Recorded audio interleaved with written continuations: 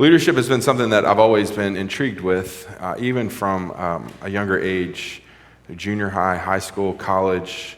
Went on to get degrees in a degree in leadership. It's just something that I love to follow. I love to keep up with, and read and follow other leaders.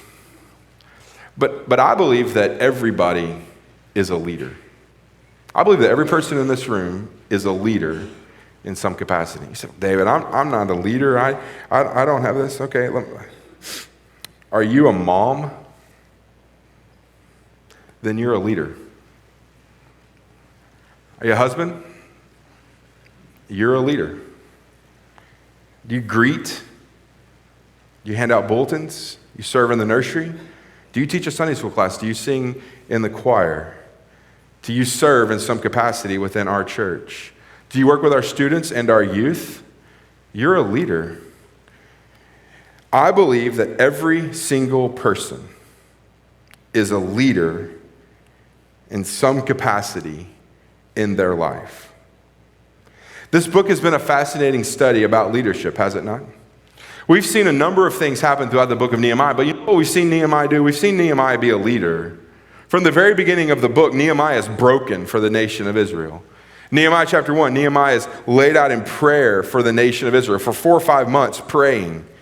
Nehemiah standing up in chapter 2 to the king, asking for permission to go back and rebuild the walls. Nehemiah chapter 2, he's casting a vision. He's encouraging those that are around him. Nehemiah is leading amongst the people here. Nehemiah is working and serving. We'll see that today. Nehemiah is protecting the nation of Israel from external people who would seek to destroy the nation of Israel. So we see leadership qualities all throughout this book, even within the person of Nehemiah. Leadership qualities that whether you are a greeter and handing out bulletins, or whether you work in the nursery, or whether you're a mom or a dad, or whether you're a grandma or a grandpa, whether you sing in the choir or play an instrument, whether you teach a Sunday school class or you're a deacon in our church, these are leadership qualities that we all must exemplify within our lives. So when you're at home and it's just you and the children, you're a leader. When you are at your house and it's you and your wife, you're a leader. And so I would beg of you that in the moments of your life, as you lead in the context that God has placed you in, that you would be broken for the conditions, that you would pray for those around you, that you encourage those who are doing the work, that you would come alongside and cast a vision, that you would protect from the external people who would seek to destroy in your family or your organization or whatever you're a part of. But inside Nehemiah chapter 5, we see Nehemiah doing 2 things as a leader. And I believe that every single one of us will find ourselves in some context or capacity doing one of these 2 things as a leader. The first thing that you see in Nehemiah chapter 5, verses 1 through 13, is Nehemiah is resolving conflict biblically. And then Nehemiah chapter 5, verses 14 through 19, you see Nehemiah living generously with others. And so I would just encourage you to this morning that wherever you are, regardless of what you do in your life, let's think on leaders leading in these capacities. The first thing you see in our text this morning is you see Nehemiah resolving conflict biblically. You know, Nehemiah chapter 4, you have the external people coming into the nation of Israel, trying to attack them as they're building the walls. Nehemiah chapter 6, you'll see more external people coming after the nation of Israel. But couched in between chapter 4 and chapter 5 is chapter 4 and chapter 6 is Nehemiah chapter 5, where he's dealing with conflict internally, and he's seeking to resolve it swiftly and biblically. So let's just dive into the text, shall we? Nehemiah chapter 5, verse 1. There was a widespread outcry from the people and their wives against the Jewish countrymen. So this widespread outcry is kind of pouring out in the midst of the labor and the work. Just notice the progression of the outcry. Verse 2. Some were saying, "We, our sons and our daughters, are numerous. Let us get grain so that we can eat and live." So they're building the wall, they're rebuilding the city, and they're hungry, and they need food to eat. And so some of the people, some of the people were saying, we just need grain so that we can eat and live. We need something of substance for us. Verse 3. Others were saying, we're mortgaging our fields, our vineyards, and our homes to get grain during the famine. So you can follow the progression. We're hungry, we just need food to eat. Now we have to leverage everything that we have and mortgage everything we have to get the money to buy the food so that we can eat. Keep going, verse 4. Still others were saying, we have borrowed money to pay the king's tax on our fields and our vineyards. You can just notice the progression of the difficulty that's arising. And these people are hungry. We need food to eat. We need to feed our kids. We need to take care of our family. But we can't do that, so we're having to mortgage what we have or sell it off so that we can have food. And then we have to pay the king's taxes on the land that we own. And so there's this outcry that it comes against the nation of Israel in the midst of this community and frustration. Verse 5 kind of tightens it up. We and our children are just like our countrymen and their children. Yet we are subjecting our sons and daughters to slavery. Some of our daughters are already enslaved, but we are powerless because our fields and our vineyards belong to others. And just in those few verses, 5 verses, you see, just kind of begin to see this conflict that's arising. We need food to pay for our family. Well, somebody over here says, well, I'll give you money, but you're going to have to mortgage your land to me. And so they borrow money to pay for the mortgage, and they're having to pay for this. And now they're having to sell their belongings. They're selling their vineyards. They're selling their children. They're selling their property so that they can get money, so they can go and buy food. And you can just see the cycle as it spirals into some very difficult waters. And so this conflict emerges. So what does Nehemiah do? Verse 6. I became extremely angry when I heard their outcry and these complaints. Nehemiah, just a moment of honesty, I became extremely angry. Now, I believe in Nehemiah chapter 5, you see parallels of Acts chapter 6. Do you remember in Acts chapter 6, the widows weren't being taken care of, and the widows were hungry. And the people became frustrated because the widows needed food. And I said when we preached that text, and I'll say it again today, as a leader, never assume that all complaints are bad. Never assume, in whatever context that you're in, that as you lead in the capacity that God's placed you in, to sit down and think through and filter. This is a serious issue. Nehemiah didn't tell him to go home, throw some dirt on it, and you'll be okay. Nehemiah didn't say, go figure it out, leave me alone, I'm doing the work. Nehemiah's response was, I became angry when I heard these outcries and their complaints, because these are legitimate complaints. But notice what he did, verse 7. Come in here, we're close. After seriously considering the matter, I love this, Nehemiah paused. Now, I'm getting to the place in my life where I can't believe I'm about to say what I'm about to say, but the older I get, I have learned the value of pausing in the midst of circumstances. There is value to just pressing pause and not flying off the handle in anger or losing your gore in some angry fashion. But Nehemiah says, I stopped and I considered the matter. Verse 7.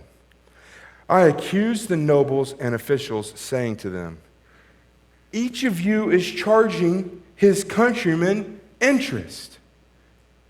And so he calls them together and he says, well, what are you doing? You're charging your countrymen, people within your fellow, you're charging them interest. So I called a large assembly against them and said, we have done our best to buy back our Jewish countrymen who were sold to foreigners, but now you sell our own countrymen, and we have to buy them back. And you can just see this level, like Nehemiah's like, look at him, he's like, stop it.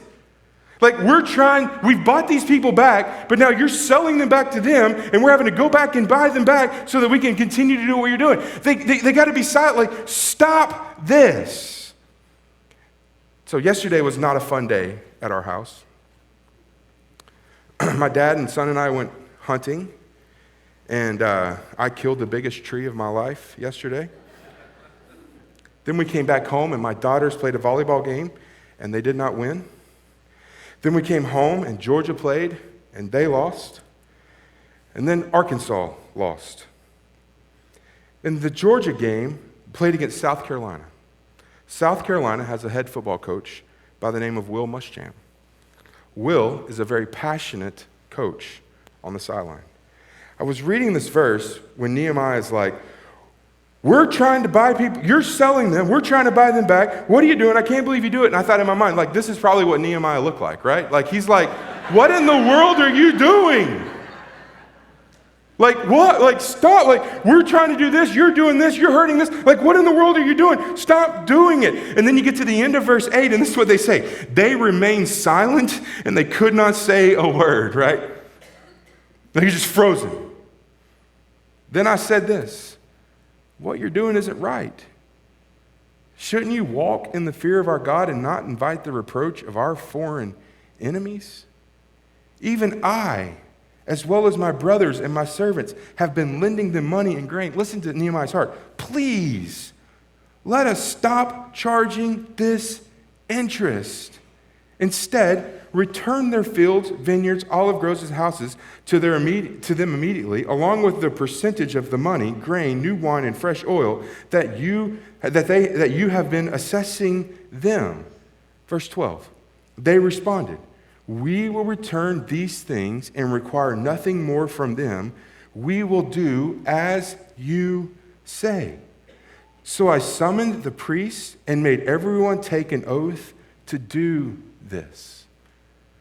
Y'all, this is just pause and look at the emotional intensity of this chapter. And there's widespread outcry. Verse 1. And Nehemiah becomes angry in verse 6. He calls them out in the middle of this. They agree that they need to stop doing this. They return everything back to them. They summon the priest. Everyone take an order. Everyone take an oath. They agreed that they would do this. And there was calmness in the midst of this conflict. And I read this and I think this is Nehemiah exhibiting biblical conflict resolution.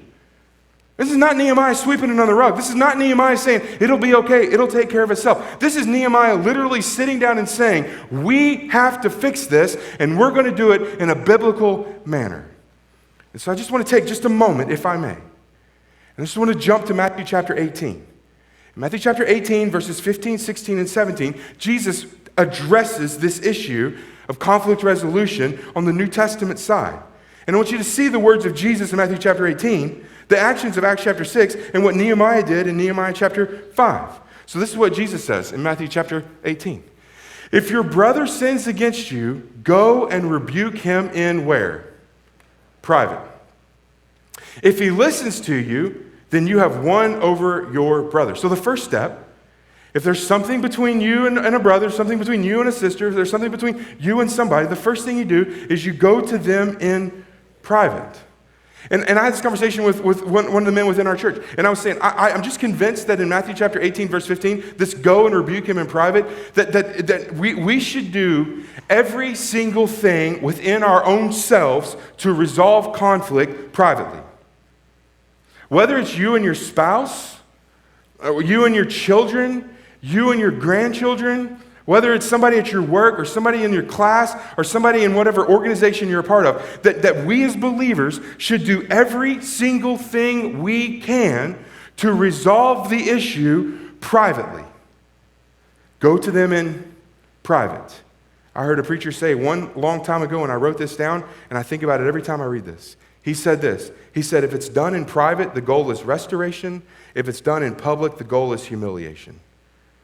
And I watch parents at athletic events, and they absolutely rip their children to pieces after the game in the gym. And they yell at them and undress them verbally and how they've acted. And I think Jesus says here, Matthew chapter 18, go to them in private. And I believe that that's exactly what Nehemiah did in Nehemiah chapter 5, verse 7. After seriously considering the matter, I accused the nobles and officials, saying to them that Nehemiah's first step was not a large assembly, but Nehemiah's first step was to go to these people individually and say, look, we got to knock this off. We can't do this. And so Jesus says, go to them privately. Then Jesus progresses in verse 16 and says this, but if he won't listen, in other words, if you can't get there, take one or two others with you, so that by the testimony of 2 or 3 witnesses, every fact may be established. And so you do everything you can to resolve it privately. And if that you can't come to some kind of conclusion, then you take somebody with you and you sit down with them and you say, look, we've got to figure this out. There's got to be something where we can work through this and resolve this conflict biblically. And then Jesus says, even take it a step further, if this doesn't work, if that doesn't, pay attention to them all, tell the church. And if he doesn't pay attention even to the church, then let him be like a Gentile and a tax collector to you. Now, I believe that this is like the last step. Nehemiah has done everything he can in Nehemiah chapter 5 to resolve this privately. Like, guys, we have to figure this out. We've got to deal with this. And so he gathers everybody together. He lays out the issue and says, look, here's what it is.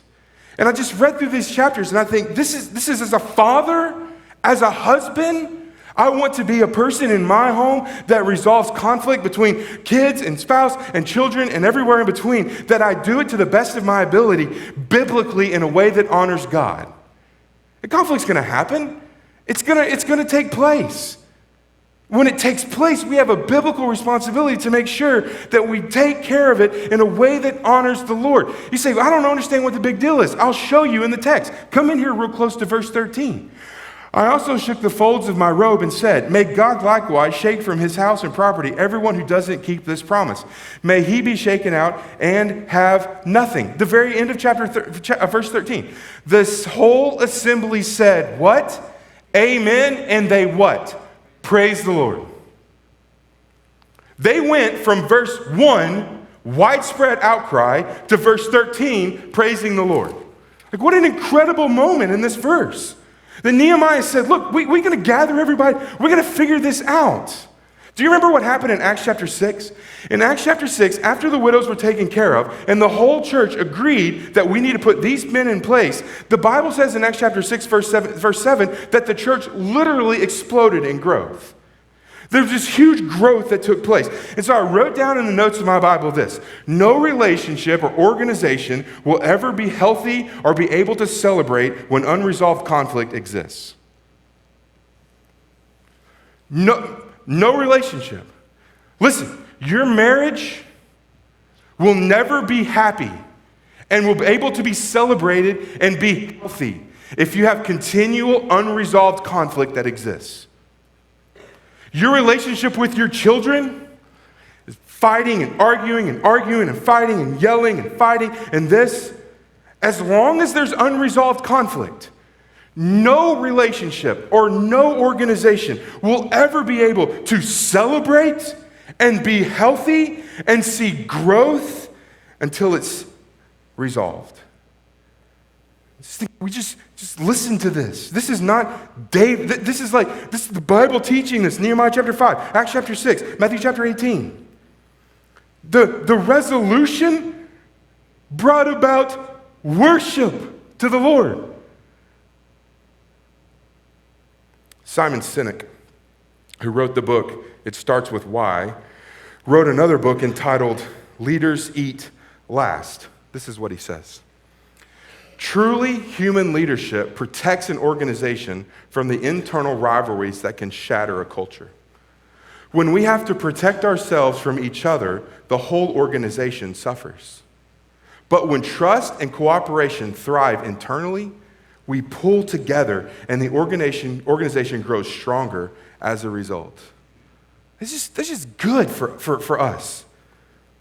And so whatever context you're in, wherever God's placed you, in your home, in the community, in your work, at your school, wherever God has set you there as a leader, in the midst of conflict arising, we must be intentional to resolve it biblically. The second thing you see Nehemiah doing in Nehemiah chapter 5 is he's living generously with others. I've never noticed this before as I was reading through Nehemiah chapter 5. So I was studying this chapter and these verses jumped out on the page. I texted my wife. I said, these are humbling verses. Verse 14. Furthermore, from the day King Artaxerxes appointed me to their governor in the land of Judah, from the 20th year until his 32nd year, for 12 years. Listen to this. This is what Nehemiah says. I and my associates never ate from the food allotted to the governor. Like Nehemiah was there for 12 years, and he says, listen, the people within me, my band of brothers, me as the king, we never ate. We had access to all of the food that would be laid at the feet of the king, and we didn't do it. We did not eat it. Verse 15. The governors who preceded me had heavily burdened the people, taking from them food and sweet tea, as well as a pound of silver. Their subordinates also oppressed the people. But because of the fear of the Lord, I didn't do this.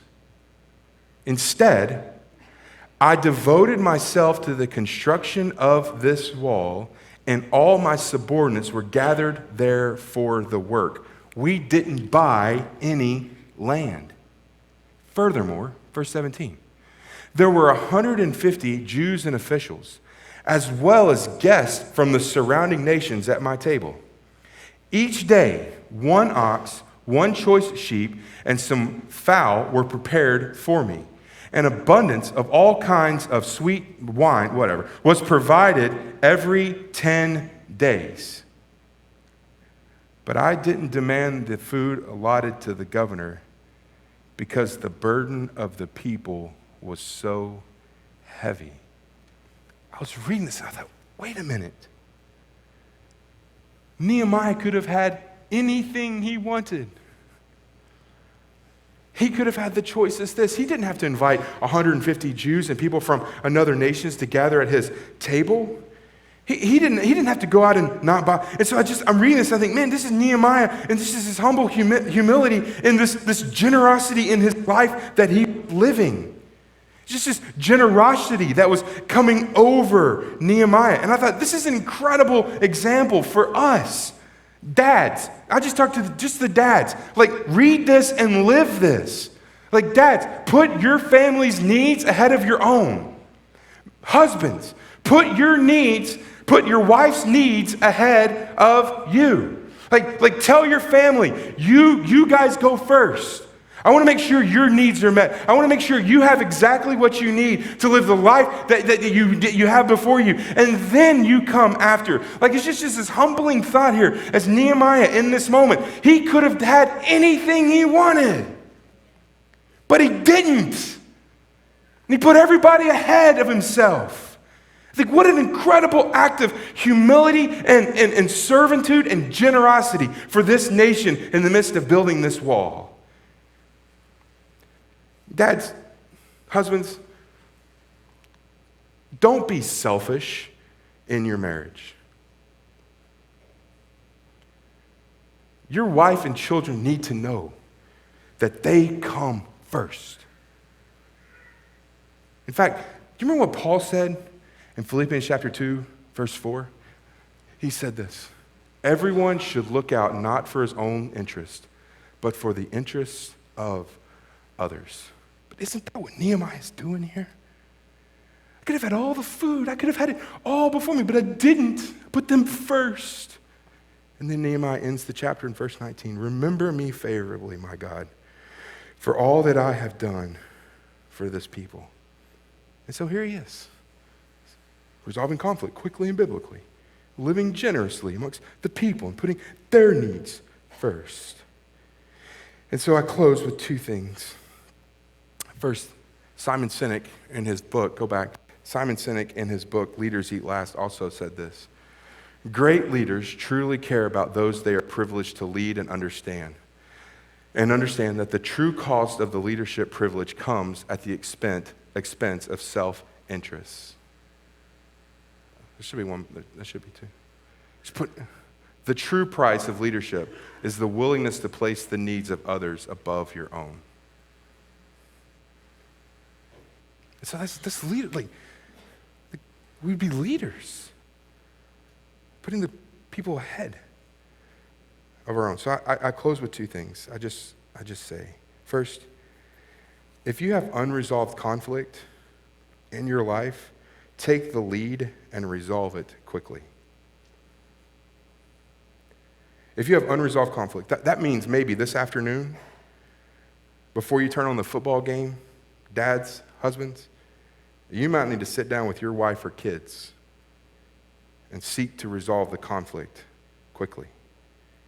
You might have to go to your coworker tomorrow in the morning and sit down and say, we're going to figure this out, but I'm not working another week like we did last week. Maybe there's a relationship with somebody in your life and you would say, you know what? We're going to resolve this privately and biblically. in a way that brings health to the relationship. And number 2, live generously. Like, live generously. That's hard to do. I know it's hard to do. But live generously.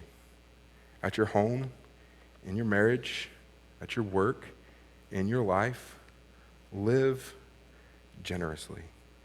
And so this week, as you lead, maybe these are 2 things as a leader that God would move in your heart to do.